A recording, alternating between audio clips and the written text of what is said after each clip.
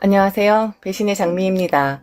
오늘 사연은 며느리의 친정을 무시했던 시댁에 며느리가 비장의 한 수로 호쾌하게 복수하는 사연입니다.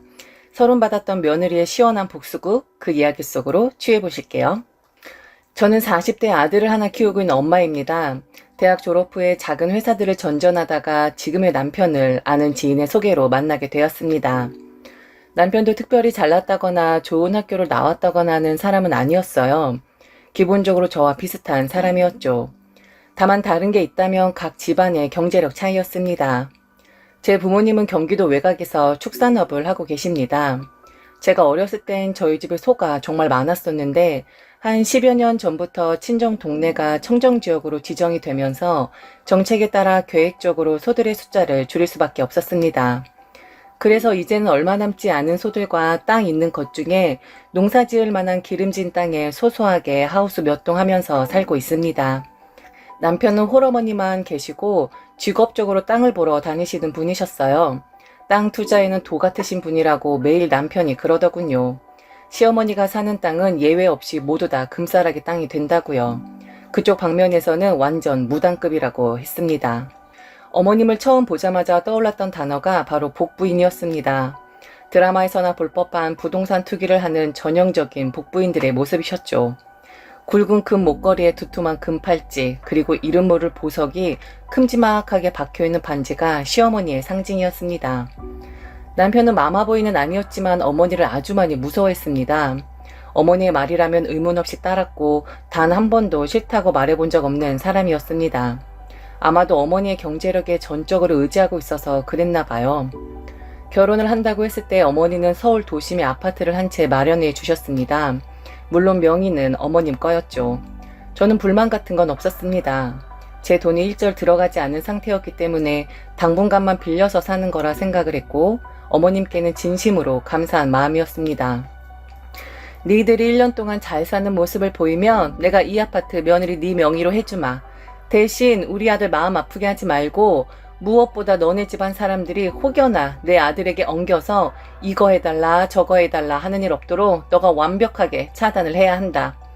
내가 너무 내 아들만 챙긴다고 섭섭하게 듣지는 말거라. 내가 솔직히 너를 받아들인 건 너가 마음에 들어서가 아니라 내 아들이 너를 좋다고 하니까 어쩔 수 없이 받아들여 준 거야. 나는 너네 친정이 정말 마음에 안 든다. 왜 그런진 너도 잘 알지? 그러니까 너가 알아서 내 아들이 너 식구들에게 피 빨리지 않도록 각별히 행동에 신경을 써 주어라. 어머니는 제 친정 자체를 좋아하지 않으셨습니다. 솔직히 집안이 많이 차이나는 건 사실이었으니까요. 어머님 욕심에는 당연히 부유한 집에 똑똑한 며느리를 얻고 싶었을 것이라 생각합니다. 어머님은 본인의 경제력에는 대단한 자신감이 있었지만 본인의 아들에게만큼은 그다지 자부심이 없으셨습니다. 남편은 어머님의 기대에 훨씬 못 미치는 그런 사람이었거든요.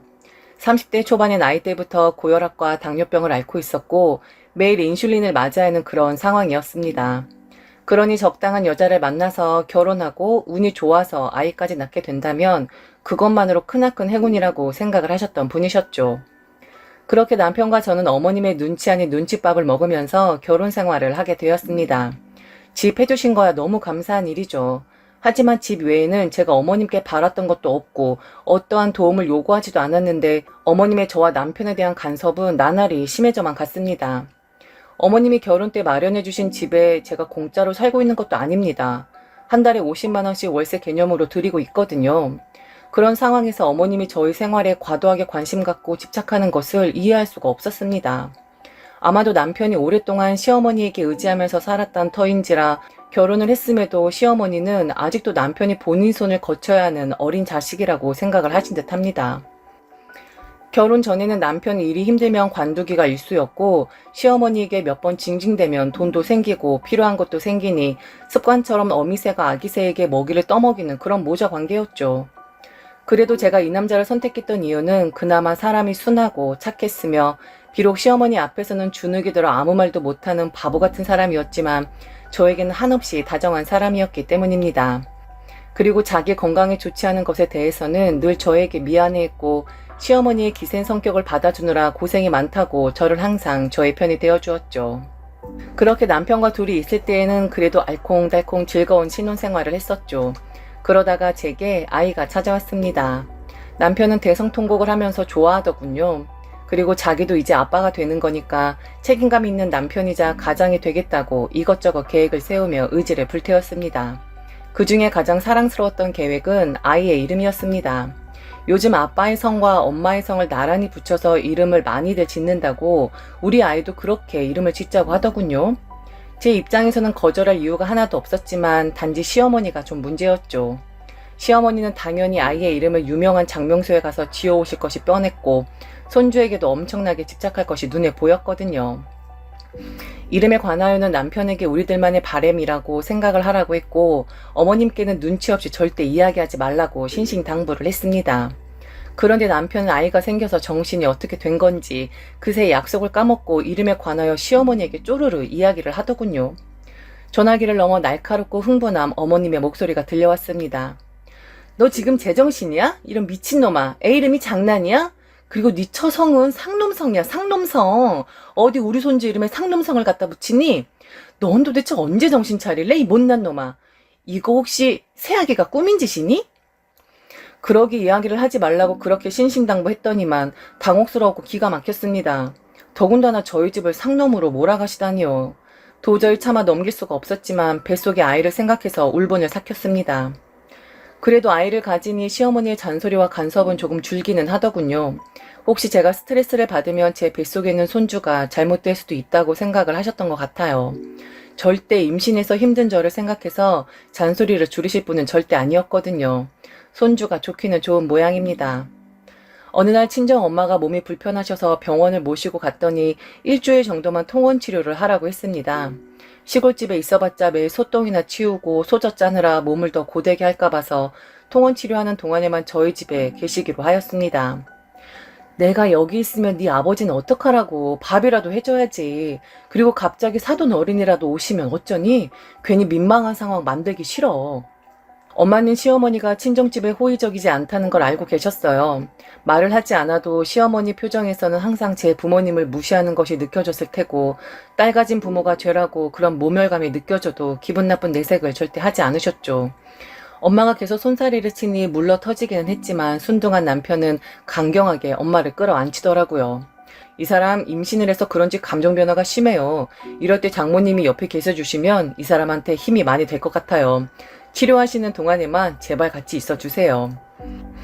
저렇게 이야기한 남편이 고마웠습니다. 결혼하고 몸이 불편해서 치료를 받고 있는 상황이었지만 엄마와 함께 있으니 정말 좋더군요. 엄마에게 오랜만에 딸 노릇도 하고 사이로부터 대접도 받고 하는 엄마의 모습을 보니 정말 행복했습니다. 거실에서 과일을 먹으며 신나게 셋이서 수다를 떨고 있는데 갑자기 저희 집 현관문 열리는 소리가 들리더군요. 시어머니가 오셨어요. 거실에는 저와 남편 그리고 우리 엄마를 보시며 시어머니는 그 특유의 못마땅한 표정을 지으셨습니다. 엄마는 바로 일어나서 시어머니에게 인사를 하며 안부를 물으셨습니다. 그리고 도둑이 제발 저린다고 지금 통원 치료를 받아야 해서 어쩔 수 없이 애들 집에 며칠간 신세를 지게 되었다고 더듬거리며 설명을 하더군요. 그런데 시어머니는 엄마의 말을 딱 자르시며 네, 무슨 말씀이신지 알겠어요. 그런데 사부인 아시는가 모르겠지만 저는 원래 하는 말은 하는 사람입니다. 솔직히 사부인이 여기 계신다고 하니까 제가 기분이 그렇게 좋질 않네요. 이 아파트 제가 애들 살게 해주기는 했지만 이거 제 소유입니다. 엄밀히 말하면 지금 제 집에 주인 허락도 받지 않고 들어와 계신 거라고요. 앞으로 애들 집에 오실 생각이면 미리 저에게 허락을 좀 받으셨으면 좋겠네요. 누가 보면 아예 눌러 사시는 줄 알겠어요. 혹시 사돈어른도 이따 오시는 건 아니죠? 아, 그리고 사부인 얼굴 본 김에 이야기를 해야겠네요. 요즘 젊은 것들 명절 때 친정 먼저 가는 그런 몰상식한 행동 한다는데 그런 거 우리 집에는 아예 없으니 절대 기대하지 마세요. 이 아이는 이제 우리 집안 아이니까 친정에 보내는 것도 제 허락하에 갈 겁니다. 아시겠죠? 엄마는 당황해 하셨고 모멸감에 떨고 있었죠. 엄마는 마침 오늘 집에 가려고 했다면서 짐을 주섬주섬 챙기셨습니다. 시어머니 앞에서 아무 말도 하지 않은 남편이 그렇게 미울 수가 없었어요. 이럴 때 나서주면 얼마나 좋을까요? 저는 급히 나가는 엄마를 배웅하며 택시를 태워 보내드렸습니다. 그리고 미안하다고 이야기를 했어요. 네가 미안할 게 뭐야. 사돈들 간에는 다 그래. 특히 사돈 양반 성격이면 기분 나쁜 말도 하지 뭐. 엄마는 다 이해하니까 괜한 말 말고 시어머니 잘 공경하면서 지내. 너 몸 관리 잘하고 엄마는 정말 괜찮아. 안 그래도 너희 아빠 걱정돼서 집에 가려고 했었어. 쫓기듯이 가는 엄마를 보며 서러움과 못난 채 자신을 탓하며 엄청 울었습니다. 집에 돌아오니 남편은 시어머니 앞에서 쩔쩔매고 있더군요. 어머니는 남편에게 소리를 지르셨고 제가 들어가자마자 저를 무섭게 노려보셨습니다. 너 여기가 네 집이라도 된 것 마냥 그러더라. 아까 보니 아주 볼만하더구나. 내가 계속 얘기했지. 너 친정 식구들이 내 아들 힘들지 않게 완벽하게 차단하라고. 여기가 어디라고 감히 와서 내 아들을 불편하게 하니? 아유, 이 소똥 냄새 밴 것 좀 봐. 야, 빨리 문 열어. 그리고 니네 엄마는 손으로 소똥이라도 치우신다니? 잠깐 봤는데 손이 시커멓더라. 너무 비위생적인 거 아니니? 정말 내가 저놈이 조금만 잘났어도 딴 여자한테 장가를 보내는 거였는데 아유, 내가 정말 못 살겠다. 이런 말도 안 되는 집안이라 엮여서는 남편 복 없는 년은 자식 복도 없다더니만 딱 내 그 짝이야, 그 짝. 시어머니는 화가 나셔서 집으로 돌아가셨고 그날 저녁 남편은 시어머니에게 전화통화로 몇 시간 동안 잔소리를 들어야 했고 잘못했다고 그리고 다시는 이런 일 없도록 하겠다고 싹싹 빌어야만 했습니다. 저는 지금껏 참아왔던 시어머니에 대한 섭섭함이 터져버렸습니다. 남편의 말처럼 임신을 해 감정의 동요가 심했던 건지 아니면 더 이상 서러움을 담아둘 공간이 없어서 터져버린 건지 저는 무슨 용기가 나서 그러했는지 남편의 전화기를 빼앗아 시어머니에게 냅다 소리를 질렀습니다. 그만 좀 하세요, 어머니. 도대체 얼마나 대단하시게 우리 집을 그렇게 깔아뭉개세요? 그렇게 하면 할수록 어머님 얼굴에 침 뱉는 꼴이라는 거 모르세요? 바보같이 다 받아들이니까 계속 밟아도 된다고 생각하시는 거예요? 저는 뭐 이래도 흥 저래도 흥 어머님 장단에만 맞춰 춤출 줄 아셨어요? 이 집이 어머님 명의여도 결혼 때 저희 살라고 주셨고 저희가 이거 공짜로 사는 것도 아니고 매달 50만 원씩 월세 드리는데 이렇게 생색을 내시나요? 제가 어머니 보고 집을 사달라고 조르기를 했어요? 아니면 집 안 해주면 결혼을 안 한다고 했나요? 이 정도로 막무가내로 생색내실 줄 알았으면 저 이 집에 들어와서 살지도 않았어요. 네가 아주 임신했다고 유세를 떠는구나. 그깟 애가 졌다고. 이게 어디서 시어머니한테 감히 함부로 주둥이를 놀려? 네가 내 아들에게 빌 붙어서 산 건 생각도 안 하고 이제 와서 내가 싫은 소리 조금 했다고 이렇게 나를 막대해? 너 짐 싸가지고 당장 나가. 내 집에서. 남편은 옆에서 쩔쩔매고 있었고 저는 남편에게 선택을 하라고 했습니다. 이렇게 병신처럼 어머니의 감정바지로 살 것인지 아니면 지금이라도 저와 같이 단칸방이라도 들어가서 태어날 아이와 새롭게 시작을 할 것인지를요. 남편은 저와 함께 하기를 선택했고 다음날 저는 무거운 몸을 이끌고 바로 집을 알아보았어요. 출산도 해야 했고 앞으로 돈도 더 들어가야 했기에 집에 큰 욕심을 부릴 순 없었습니다. 급하게 저희는 서울 외곽에 있는 반지하를 얻었어요. 반지하에 대한 인식이 좋지 않았는데 마음이 편해서 그런지 예전 아파트보다 마음도 편하고 안정이 되더군요. 친정 부모님은 반지하로 들어온 저희들을 안타까워 하셨습니다. 지금 사는 모습은 안타까울 수 있는데 우리 아직 젊어요. 그리고 처음부터 그 집에를 들어가지 말았어야 했어. 시어머니 성격 결혼 전부터 보통이 아님을 알고 있었는데 넙죽받은 내가 바보였던 거예요. 아무튼 지금 여기로 이사 오면서 마음도 편하고 그리고 남편도 책임감이 생긴 건지 엄청 열심히 일해요. 우리 금방 잘 살아질 테니까 걱정 마세요. 나 지금 결혼하고 나서 처음으로 편안하고 행복한 기분이 들어요. 시어머니는 한동안 연락이 없으시다가 남편에게 연락을 하시는 것 같더라고요. 회유를 하는 듯 했습니다. 지금이라도 잘못했다고 빌면 우리를 받아주겠다고요. 남편은 처음에 망설이는 듯 했습니다. 저는 우리 힘으로 집도 마련하고 잘 살아보겠다는 단호함을 남편에게 또다시 각인시켜 주었고 그래도 남편 입장에서는 엄마이니 시어머니와 남편 사이는 신경 쓰지 않겠다고 했습니다. 대신 시어머니가 저에게 연락을 해서 신경 쓰이게 하는 일만 없게끔 해달라고 부탁을 했죠. 하지만 본인 성격을 이기지 못하고 저를 괘씸하게 생각한 시어머니는 제 마음에 또다시 상처를 내셨습니다. 당장 와서 무릎 꿇고 안 빌어? 네가 뭔데 우리 아들 데리고 나가서 고생을 시키는 거야? 너 지금 당장 와서 빌지 않으면 너 우리 아들이랑 이혼할 각오 해라. 네가 지금 나하고 기싸움을 하고 싶어 하는 것 같은데 우리 아들이랑 이혼하고 쫓겨나고 싶으면 네 마음대로 해. 저는 긴 말 않고 남편을 데리고 가시던지 말던지 알아서 하시라고 하고 그냥 전화를 끊어버렸습니다. 그 후 전 건강하게 아들을 출산했습니다. 아이 이름은 어머니가 그렇게 칠해 떠셨던 상놈인 제 성을 붙여서 지었습니다. 아이를 키우느라 하루가 어떻게 가는 줄도 모르고 지내던 어느 날 엄마에게 전화가 왔습니다. 지금 사람들이 와서 하우스동에 있는 땅을 팔지 않겠냐고 한다면서요. 사람들이 왜 이런 시골에 와서 갑자기 우리 집 땅을 팔라고 하는지 모르겠다고, 혹시 사기꾼들 아닌지 의심스럽다고 저와 남편 보고 이 사람들을 만나달라고 하더군요. 몇 해 전부터 부모님이 사시는 곳에 산업도로가 들어온다는 이야기는 들렸었지만 그냥 떠도는 소문일 거라고 생각을 했었는데 그게 사실이었나 보더라고요. 우리 시어머니 같은 투기꾼들이 친정 부모님 마음에 들기 위해 아양을 떨고 있더군요.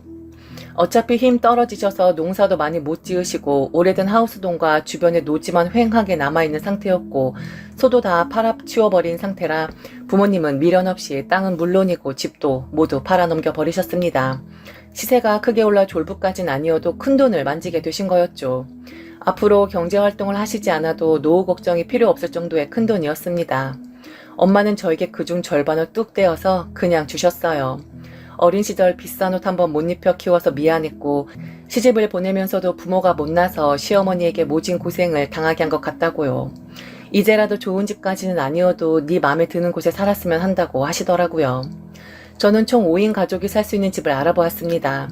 남편이 출근하는데 조금 고생은 하겠지만 저희 친정 부모님을 모시고 살 요량으로 경기도 외곽에 있는 전원주택을 장만했습니다. 오랜 시간 동안 고생만 하시고 사셨던 우리 부모님도 한 번쯤은 좋은 집에 사실 자격이 있다고 생각을 했고, 그리고 어차피 친정 부모님이 주신 돈으로 집을 산 것이니 명의 또한 친정 아버지로 했죠. 이 소식이 시어머니에게 바로 들어갔는지 저에게 전화가 오더군요. 솔직히 받을까 말까 망설였습니다만 무슨 일인가 싶어 통화를 했습니다. 시어머니는 잘 지내냐는 안부도 없이 본론부터 이야기를 하시더군요. 집 계약했다며? 누구 명의니? 설마 니네 부모님 명의로 한 건 아니지? 당연히 우리 부모님 돈인데 아빠 명의로 했죠. 왜 그러시죠? 그럼 언제 우리 아들 명의로 해줄 생각인데? 대리사이처럼 들어간 거나 다름없는데 명의라도 우리 아들로 해줘야 애가 기를 펴고 살지 않겠니? 너는 어쩜 그렇게 너 생각만 하니? 네 남편 생각은 안 하니? 그 사람 명의로 하던 제 명의로 하던 그건 저희가 알아서 할 문제고요. 왜요? 부동산 투기 하시는 분이니까 이거 아들 명의로 해서 어떻게 좀 해보려고 작업 들어오시는 거예요? 어머님이 말씀하셨던 것처럼 없는 것들하고 엮이지 마시고 이젠 저에게 전화 안 하셨으면 좋겠네요. 그날 이후 시어머니는 저에게 연락도 하지 않고 계십니다. 슬그머니 남편에게 연락을 해서 예전 본인이 해주셨던 아파트를 제 명의로 돌려줄 테니 그쪽으로 들어오라고 이야기를 하신답니다. 절대로 그간에 우리 친정 부모님께 하셨던 행동들이나 말에 대해서는 사과의 이야기는 없습니다. 남편의 그 말에 저는 콧방귀도 끼지 않았고요. 만일 그렇게 들어가고 싶으면 이혼하고 애 두고 혼자 들어가라고 했네요. 현재 저는 친정 부모님을 모시고 귀여운 아들과 제 말이라며 끔뻑 죽는 남편과 즐겁게 살고 있습니다. 모질게 하고 싶지만 그랬다가는 남편이 시어머니 불쌍하게 생각할까 봐서 아주 가끔 시어머니에게 손주 보여드리라고 같이 시댁으로 보내기는 합니다. 이 행복이 시어머니 때문에 깨지지 않기만을 간절히 바랄 뿐이며 그간 고생만 하셨던 저희 부모님께도 효도하면서 정말 오래오래 행복하게 살고 싶습니다. 시어머니도 나이가 들면 그 오만한 성격이 한풀 꺾이겠죠. 그때까지 남편이 제게 잘한다면 그냥 모른 척하며 받아들일 생각입니다. 지금까지 들어주셔서 감사합니다. 이상 배신의 장미였습니다.